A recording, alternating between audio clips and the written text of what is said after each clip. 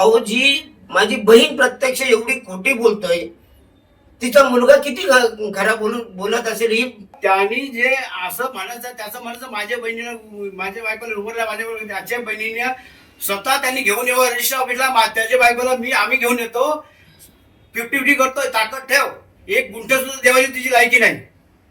पनवेल तालुक्यातील दिघाटी येथे कुसुम कृष्णा पाटील यांनी आपले सख्खे भाऊ हनुमंत नामदेव ठाकूर आणि तुकाराम नामदेव ठाकूर यांच्यावर गंभीर आरोप केलेत. आईच्या वृद्धत्वाचा गैरफायदा घेत कथित मृत्यूपत्र तयार करून वडिलोपार्जित मालमत्तेतून स्वतःला वगळण्यात आल्याचा आरोप कुसुम पाटील यांनी केला होता. या मृत्यूपत्राला त्यांनी विधिवत हरकत नोंदवली.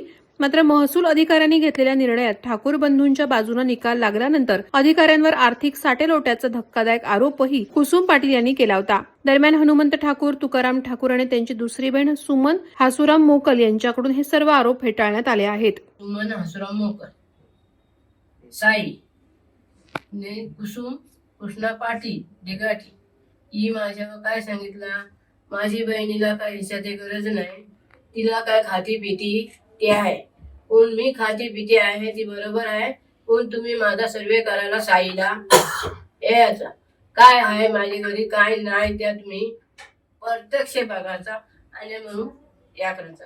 त्याचे घेतील वरलोक ही जागा सांगते ती वरलोक कोण सांगते, बहीण माझी कुसुम का वरलोक जागा आहे, ही वरलोक जागा कुठली आहे. माझ्या आजोबांनी जमीन पहिले त्याच्या भावाला सगळ्या सांगू त्याला ऐकली खालीतली जमीन ती आमच्या आईने इथून हप्त्यावरून पैसे काढलं आणि हप्ता भरलं आणि साईतून पैसे काढून आणून ती सोडवली. पुन्हा ही जेव्हा ही येतात घर बांधलेलं आहे खाली शेतात ती जमीन पहिली जीवन म्हात्रे यांच्या आजोबाला ऐकली आभा म्हणून, त्यावर दुसरून धनाजी शेटगे त्याला ऐकली ती सोडवली आमच्या आईने.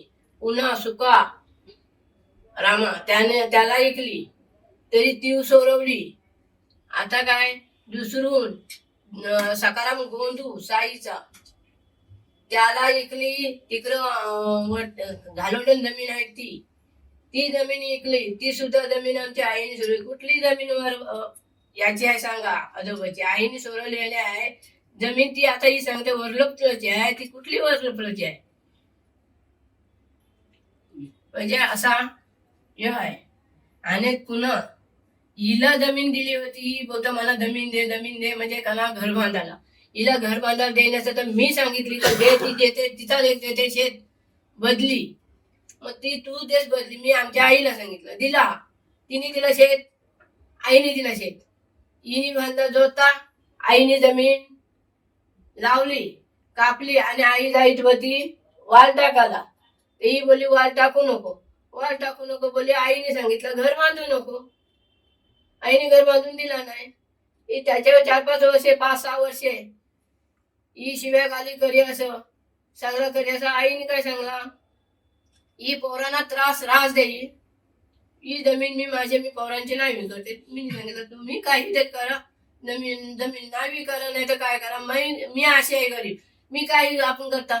पण हिने सांगितलं पाहिजे होता बाबा तुझं नाव नाही ना माझं नाव नाही, बाय आपण काय करता दोघी विचार केला असता, आपण काहीतरी त्याला सांगितलं असतं.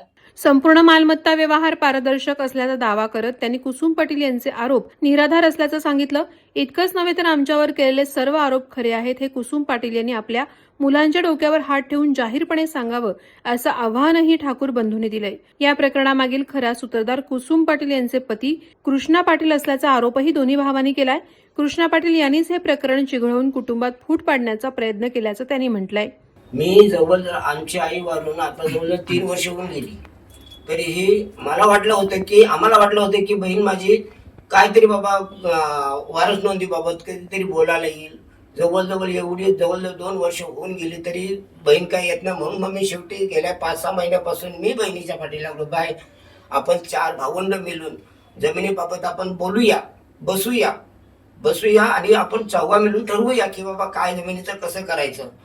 आम्ही तर ऍक्च्युली दोघां भावांनी ठरवलेलं आहे की तुम्हाला पैसे हवे असतील तर पैसे घ्या, जर जागा हवी असेल तर जागा घ्या, ती जागा पण तुम्हाला आम्ही स्वतः आमच्या स्वखर्चानं आम्ही तुम्हाला तुमच्या नावाने वेगळे हिस्सा करून देऊ, जेणेकरून तुमच्या हिश्श्यामध्ये आम्ही नको ना आमच्या हिश्श्यामध्ये तुम्ही नको, जेणेकरून पुढं काय प्रॉब्लेम नको. जवळजवळ 5-6 महिने जाऊन सुद्धा बहीण कधी माझ्याशी म्हणजे 5-6 वेळेला बोलून 5-6 महिने बोलून तरी काय बोलली नाही. मग शेवटी मी मागील काही महिन्यामध्ये मी शेवटी हिच्या घरी गेलो तर हिची मुलं 3 मुलं आणि नवरा पण सोबत होता, तिथं होता. मी त्यावेळेला बोललो की बाय तुम्ही माझा निरोप मुलांपर्यंत पोचवलास का? तो बोलतो काय पोचवलं बोलते मी. तो पोचवलास असा पोचवलास की बाबा पैशावर पैसा देतो, पैसा हवे असेल तर पैसा देतो, जागा हवी असेल तर जागा पण देतो, पण ती चौघा मिळून जी ठरेल ती जागा देतो आणि तुमच्या नावाने वेगळा हिस्सा करून देतो. त्यावेळेला मात्र पोरांनी तिला अटकली की मामा बोलते तो बरोबर बोलते, मग तू हा बोललीस का नाही. याबाबत त्यांची नंतर मीच तिथं असताना त्यांची चर्चा सुरू झाली, म्हणजे बोलाबोली चालू झाली. मी बोला आता या बोलण्यावर त्यांचा काहीतरी पण थोडाफार विचार करतील आणि पुन्हा मला काहीतरी सांगतील, म्हणून मी तिथून निघून घरी आलो की मला वाटलं होतं की काहीतरी पण यातून मार्ग काढतील. शेवटी आता एवढी 2 वर्ष होऊन सुद्धा नाही मार्ग काढत. मग शेवटी आम्ही आईच्या मृत्यूपत्रांच्या आधारे आम्ही सर्व उतारा घडवून टाकला. अहो जी माझी बहीण प्रत्यक्ष एवढी खोटी बोलतोय, तिचा मुलगा किती खरा बोलत असेल ही प्रत्यक्ष मीडियानेच सांगावा. मला दुसरा काय म्हणणं नाही.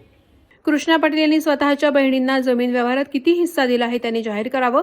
आम्ही आमच्या बहिणीला वेळोवेळी जमिनीच्या व्यवहारातून मार्ग काढण्यासाठी विनंती केली होती, मात्र आमची बहीण कुसुम पाटील हिनं कोणताही सकारात्मक प्रतिसाद न दिल्याने आम्ही सनदशीर मार्गाने मृत्यूपत्र करून कायदेशीर लढाई लढलो आणि त्यात आम्हाला न्याय मिळाला. याबाबत माध्यमांसमोर येऊन हनुमंत ठाकूर, तुकाराम ठाकूर आणि बहीण सुमन मोकल यांनी आपली भूमिका स्पष्ट केली आहे. व्हिडिओवर जी दाखवली गेली क्लिप, त्या क्लिप मध्ये खरा मास्टर माइंड तो पडद्यासमोर येत नसते, तो पाठीमागून वार करते.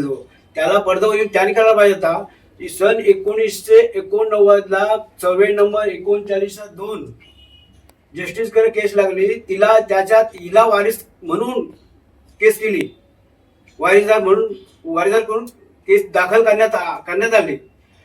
तर हिने 1989 पासून ते 2025 पर्यंत तो पोरगा इथं साक्षी देत होता, तो 15 दिवसाचा होता.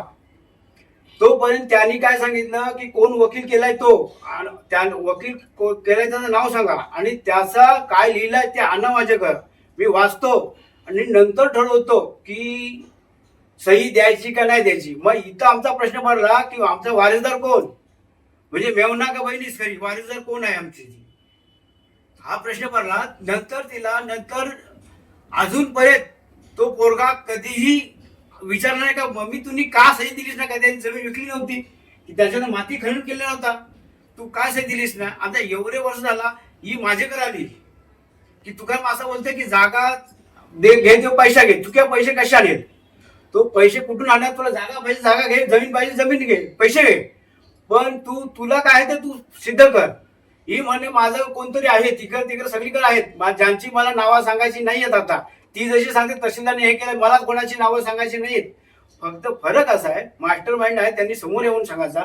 आणि दुसरी गोष्ट त्यांनी जर सांगितलं की कुल कायद्याची जमीन असताना लहान पोरगा सुद्धा सांगू शकते की 32 गजच्या जमिनीवर कुल कायद्याच्या जमिनीवर रोपाची जमिनीवर वारीस खरेदी कर साठेकरा मृत्यूपत्र करता येत नाहीये, तर ते करता येत नाही. त्यांनी प्रत्यक्षात बघावती सर्व नंबर जमीन सगळी जमीन आहे ती कुल कायद्याची आता राहिली की खुद्द झाली, हे बघल्याशिवाय मीडिया समोर कुठलीही वाचालता करणं योग्य नाही. आणि कोणालाही बदनाम करण्याकरता वरिष्ठ अधिकाऱ्यांना यांनी पैसे घाला, मी पैसे दिले म्हणून त्यांचा काय होईल असं काय नाही. आज त्यांच्याकडे त्यांचा तेवढा पगार आहे, त्यांना हे करायची गरज नाहीये. ते त्यांच्या पगार नोकरी सांभाळतील, तुमची लाच सांभाळत नाही. ते हे कोणाचंही वारस नाव न घेता त्यांनी सगळं वाक्य केलं पाहिजे. स्वतः कृष्णा पाटील यांनी स्वतः आईचा भोगवटदार, सध्या जी आमची जी मृत्यूची नोंद झाली ती भोगवटदार वर्ग 1 आहे. त्याच्यामुळं याच्याशी कुल कायद्याशी कुठलाही तहसीलदाराचा त्याच्यात हस्तक्षेप राहिलेला नाहीये. त्याच्यामुळं कुल कायद्याला कोणी नाही. तिला जर काय करायचं असेल तिला सुप्रीम कोर्टापर्यंत तिला जायच्या ताकद आहे, तिने जाऊन घ्यावा, पण कोणालाही बदनाम न करता जावा असं कोणी जाऊ नये. यांनी केला, तलाट्यांनी केला, ह्यांनी केला हे सांगू नये. आणि दुसरी गोष्ट, त्यांनी कृष्णा पाटील यांनी ज्या आईनी हक्कसोड पत्र केलेलं असताना, जमीन घेऊन हक्कसोड पत्र केलेलं असताना यांनी स्वतःनी केस लावून तिचा पुन्हा 5 एकर जागा आमच्या बहिणीच्या नवऱ्यानी, त्याच्या पाटीलच्या मिस्टरांनी त्याच्या आईनं हक्कसोड पत्र केलेला तो रद्द करून पुन्हा केस लावून पुन्हा ती जमीन हिस्सा घेऊन, अख्खा हिस्सा घेऊन ती विकून त्याच्या स्वतःच्या वंशीला 24 लाखांत त्याची जमीन ही केली. हक्कसोड पत्र केला आणि मामाची जमीन त्यांनी जी विकत घेतली, मामाची जमीन हक्कसोड पत्र करता येत नाही बहिणीचा, तरी ते पण करून घेतला. हे जगासमोर जगासमोर सांगण्याऐवजी त्यांनी स्वतःलाच काबिल झाली, त्याला सगळं पिवलं दिसते म्हणून तो सगळ्याच पिवलं त्याने समजतंय, म्हणजे मी खोटा तसं दुसरा खोटा करते, असं हे सगळं माझं म्हणणं आहे. ते तिचे पद पोसायला पाहिजे. आणि दुसरी गोष्ट अशी, तिला बहिणी तू देशील जरी त्यांनी येऊन सांगायला पाहिजे होता. आणि तो आमच्या भावाच्या मुलींना याला शिवदेवाला प्रवृत्त करते रस्त्याने. तुला काय भांडत, भावांशी भांड. लहान मुलांनी काय केलंय तुला, मी आता ते सांगते याच्या आधारे की तू या कृष्णा यांनी सांगतोय, बहिणीला शिवदेवाला सांगते, उद्या जरी काय झाला तरी त्याचा जबाबदार तोच असेल.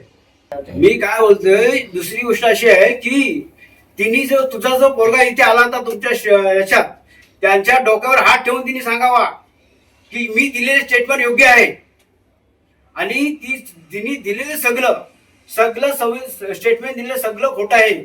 आणि दुसरी गोष्ट, त्यांनी जे असं म्हणायचं माझ्या बहिणीला, माझ्या बायकोला उभारला, माझ्या त्याच्या बहिणीने स्वतः त्यांनी घेऊन यावं रजिस्टर ऑफिसला. त्याच्या बायकोला आम्ही घेऊन येतो, 50-50 करतोय, ताकद ठेव, 1 गुंठ सुद्धा देवाची तुझी लायकी नाही. वादळवारा लाईव्हसाठी न्यूज ब्युरो, पनवेल. नवी मुंबई व रायगड जिल्ह्यातील ताज्या बातम्या आणि घडामोडींसाठी सबस्क्राईब करा वादळवारा लाईव्ह चॅनल आणि दाबा बेल आयकन.